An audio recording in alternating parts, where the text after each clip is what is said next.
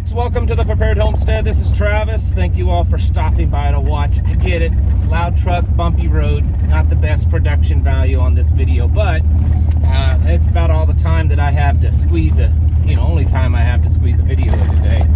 Getting ready for our local meeting. I just took a load over this morning, dropped it off, headed back to the house to pick up another load and the wife and kids and get over there, and we will begin setting up. My wife has a bunch of food to cook and prepare, and I'll be setting up the room, and that's kind of our day on these meetings. Had some wet weather around the country. I saw, looking on the radar, that a lot of you that have been desperately needing rain, looks like you may have gotten a little bit. We got a thunderstorm rolled through this morning and gave us enough rain to stir the dust up. The ground's not even wet, but we are hoping and praying, because the weather shows that we could get some this afternoon. They're even saying it could be anywhere in the neighborhood of a half to 1 inch, which is desperately needed. Folks, there's been a lot of you to me and to other channels and elsewhere on the internet talking about how you're noticing more and more price increases, drastic price increases of food, and more empty shelves, more signs that there are just problems out there, not just in the grocery store, but also in areas of just getting available parts to maintain equipment and vehicles. We're seeing that especially in the trucking industry. They're really having a hard time getting their parts and stuff for their equipment. I've heard numerous reports of trucking companies that they have basically a whole fleet of broken down trucks that they're using as parts because they can't get the trucks. I've even heard of some larger trucking companies buying up smaller trucking companies for the sole purpose of using those trucks as parts vehicles. And then, of course, we got this whole railroad strike thing that's happening. Apparently, I believe it was Friday evening, Biden signed some kind of order, put together some type of committee of some sort that is going to hold off a potential strike for at least 60 days. They have 60 days to negotiate and have another cool down period, but that's something that's a possibility. Come mid-September, if they don't work out what they need to work out, we're talking 30%, potentially 30% of rail workers could go on strike. And I mean, we talk about truck drivers all the time, and they are definitely an essential part of our supply chain, but so is the rail workers. And if 30% of rail workers go on strike, we're talking some major damages and slowdowns to our supply chain.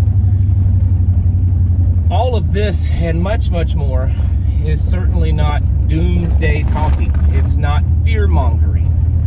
It's just the facts. It's the truth, and it's the world that we live in. We don't live in the same world that we did 2 or 3 years ago.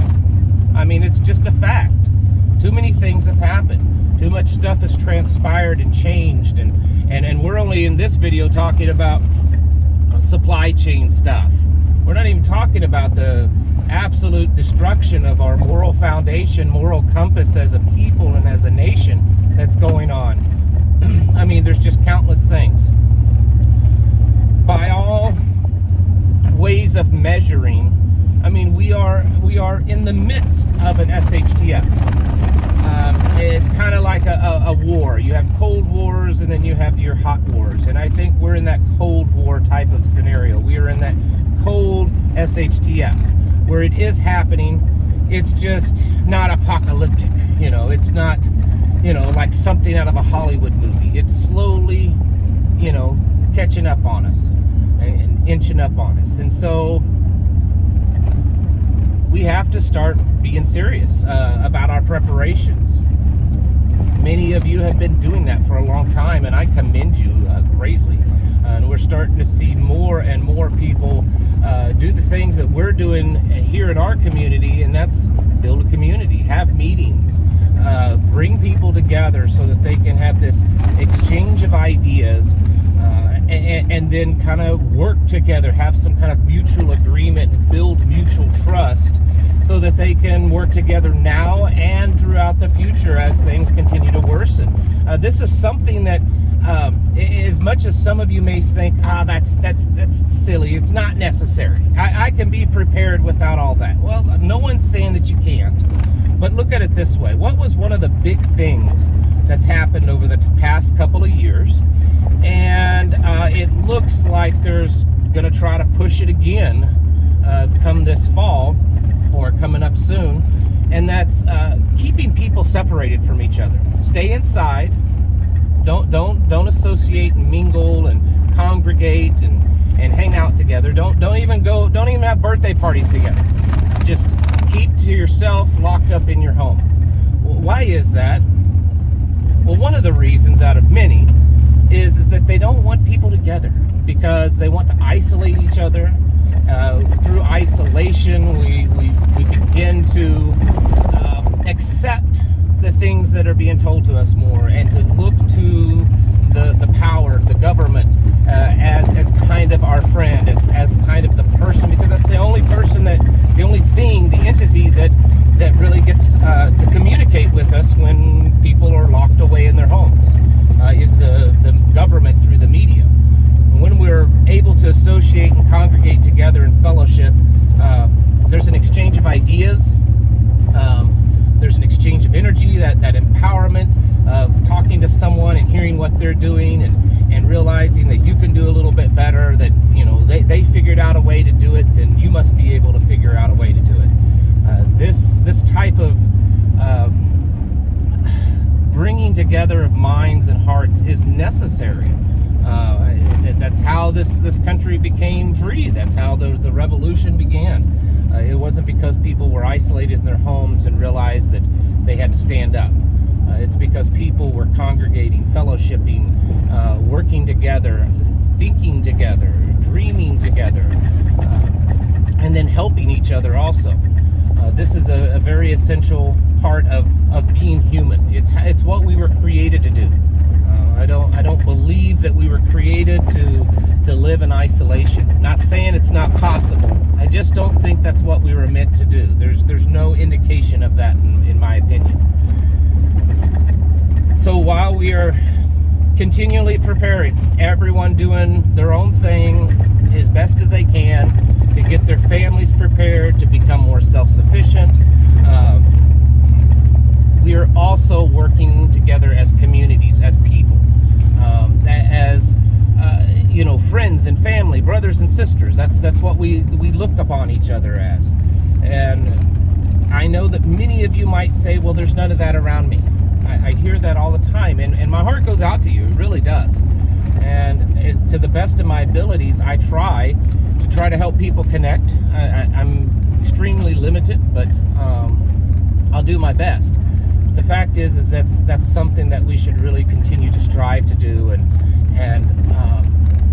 if there aren't gatherings in your area, then start one. The meetings that I have mentioned recently, and I've been trying to, just about every day, I think, for the last week or two, there's been some meeting that I've mentioned. There are a few of those. I've had some feedback that was their first meeting, and they contacted me asking me to promote it. And I'm not saying that I was the only one that caused it, but they had their meeting and it ended up being a success. And I've gotten feedback of, hey, the meeting went great. We've got more planned for the future. And the reason is because there's a yearning and a craving of people like-minded, people like us that really want that.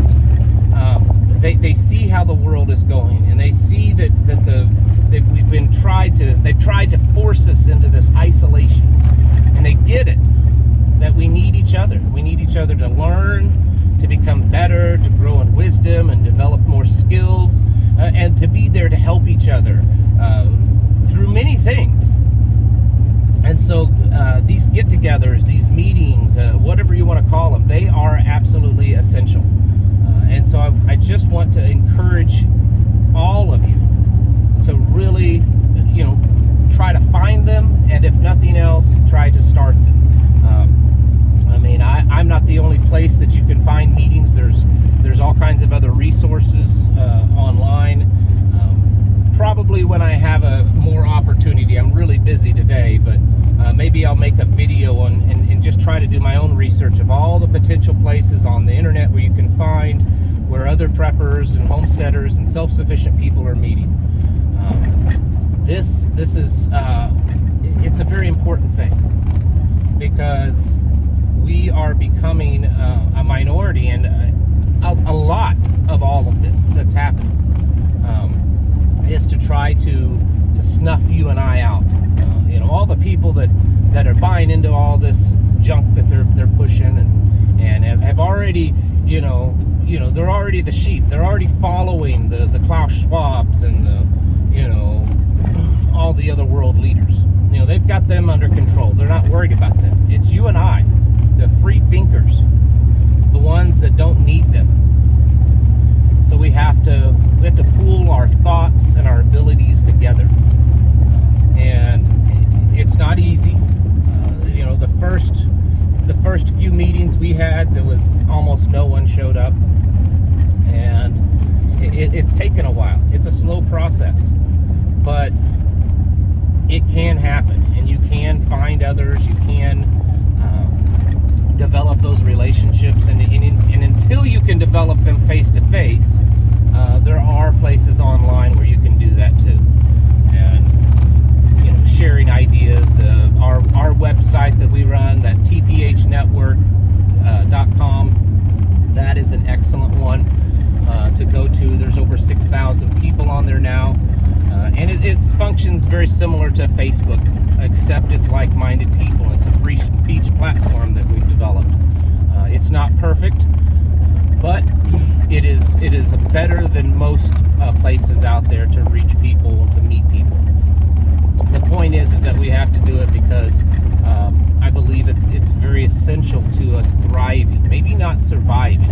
I can go out here in these woods, some of you can too, and survive.